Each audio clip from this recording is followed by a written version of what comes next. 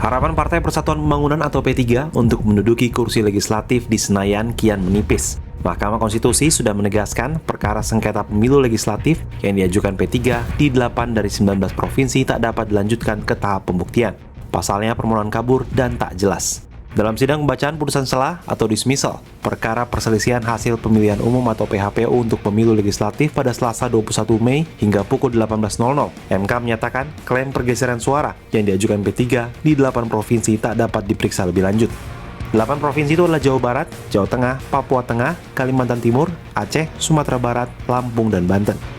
Pada pembacaan sesi pagi, gugatan sengketa hasil pemilu terkait pergeseran suara dari P3 ke Partai Garuda di Provinsi Jawa Barat, Jawa Tengah, Papua Tengah, dan Kalimantan Timur dinyatakan tak dapat dilanjutkan. Ketidakjelasan permohonan termasuk diantaranya lokasi terjadinya pergeseran, waktu terjadinya, dan bagaimana migrasi suara terjadi tidak diuraikan secara terperinci oleh P3. MK pun akhirnya menerima eksepsi yang diajukan termohon, yakni KPU, yang menyatakan permohonan kabur dan tidak jelas. KPU juga menilai dalil P3 tak konsisten karena semula mempersoalkan migrasi 10.000 suara ke PDIP.